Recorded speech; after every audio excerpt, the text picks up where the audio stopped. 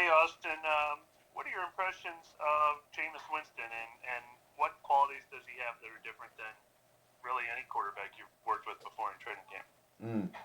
Mm. Um, Jameis, amongst many things, is a bright light in the locker room. I'd say from day one, he was all smiles. He was shaking hands. He was getting to know his teammates.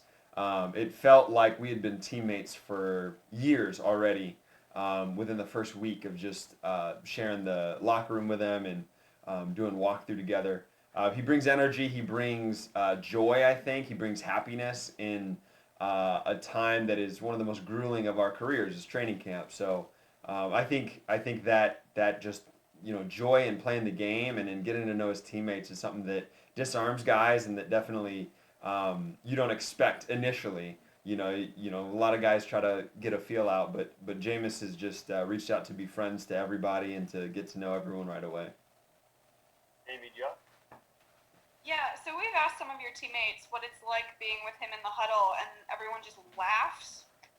Is there something that happened to where that's the natural reaction for people?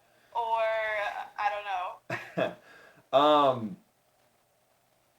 yeah, it's just his demeanor in the huddle is it's very friendly. It's just it's you don't feel pressure from him. You don't feel this you can feel these butterflies or this tightness in your chest, and he gets in there and he's just, all right, boys, this is what we're gonna do. And sometimes he'll like pause. Hey Pete, what's the play again? Like he's so engaged in disarming us and getting us comfy and getting us vibing together that sometimes even he needs the play call again. And obviously that comes with him picking up the playbook, and he's been doing a great job with that. But yeah, I'd say his presence in the huddle is enjoyable. Rod Walker? Hey, Austin, just being in the receiver room with Michael Thomas and being in a group with him, what have you learned from him and what makes him Michael Thomas?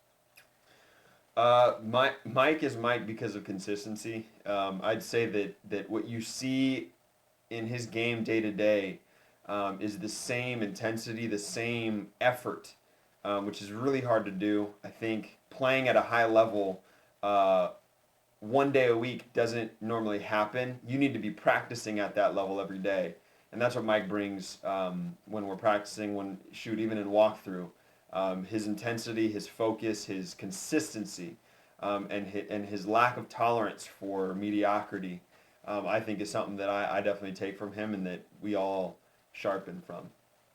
Does he talk to you all about that, or he just sort of a lead by example type guy? Definitely a lead by example guy. It's understood. You're in that room, going on 4 years for me, but even shoot 4 weeks, you get that vibe from him. You see that play out, and words aren't necessary. Amy Joe? Yeah, when we talked to him a few weeks ago, he was asked if, you can even feasibly have more catches than he did last year. He's like, yeah, I'm going to break it again. Like, does that surprise you at all that he's approaching this season that way? No, I think I mean this team is growth minded. Our room is growth minded. We want more yards, more catches, all of us, right? And so that doesn't surprise me. It's the confidence that it took to do what he did last year, and it's going to take the same kind of confidence this year too. And then Catherine Terrell?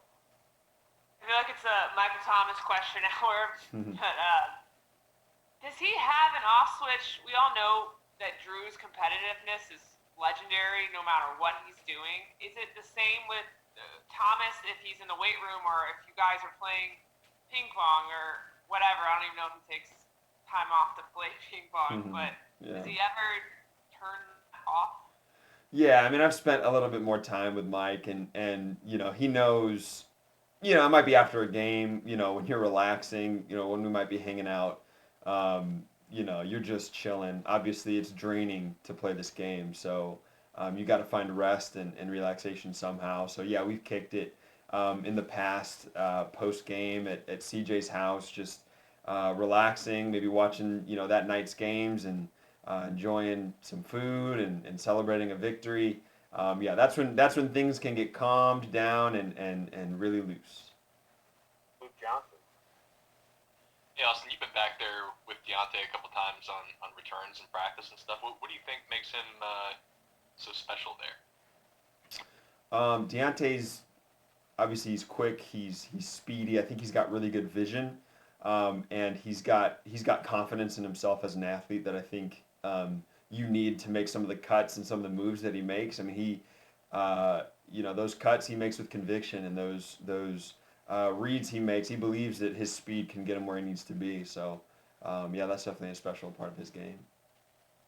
Mike Triplett. Austin, you're in a rare club of guys who've gotten to play with Brady and Brees. Is there anything you can put your finger on that makes them stand apart? A shared quality, or maybe it's two different things? Man, I mean, obviously my time with Breeze has been a bit more extensive, and I'm usually asked this question, and I immediately go to the competitiveness, and I go to the the consistency on the field. I mean, at the end of the day, they both throw incredibly well. I mean, they're accurate, they're gifted. If anything, that's not the answer you're looking for, but there is a giftedness to their game that I can't explain outside of our creator giving them some good gifts. Amy Judd. Yeah, we've asked a million questions about Michael Thomas, so I'm gonna ask about Emmanuel Sanders. What, when y'all added him this offseason, what does he bring that maybe wasn't there before in your receiver room? Yeah, I think E-Man is a bit vocal. That I think is a good thing. I think he stepped in and he knows he wants to lead by example on the field, but he also is willing to coach up the younger guys. He's also willing to speak up in film and give some advice, and his competitiveness is definitely evident on the field too. And I think that he does bring he raises the bar for just us to compete more, and to when you see him upset about losing a one-on-one, or when you see him upset about not running the route the right way, that sets a tone for the offense and for the wide receivers that, man, like we want to be good. We want the offense to flow through us, and we want to be on every time. So yeah, that competitiveness and that openness just to talk with younger guys. He's not caught up in any of his past or whatever. He's there to be one of the guys and to sharpen everybody. Luke Johnson. Austin, I think you were probably about 12 years old when Drew and Sean Payton started working together. Mm-hmm. From your experience, what do you think? What do you think makes them work so well together, and how they've been able to keep that successful partnership together for now their 15th season? Yeah, I think that's relationship. You can have successful pairings with bad relationship, and there's a lack of consistency there, or there just has to be a parting because of friction. But I think they work well together. They know each other. They know how to communicate together. One of the lessons I think I've been learning is just the importance of communication, how you say things, and how you can be a friend to somebody, or you're just an associate, or you're just a colleague, right? There's a difference between those two things, and when you can become friends, I think that makes the team better, and that makes obviously the relationship better. Last question for Amy Judd. Yeah, a question about you this time. Yeah. Your season didn't end the way you wanted it to last year. Mm-hmm. Now that you're being able to, get back on the field and practice, shake the rust off, how are you feeling, and how are you, doing with that?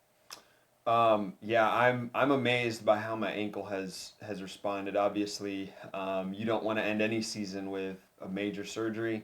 The work that Bob Anderson did on my ankle is incredible.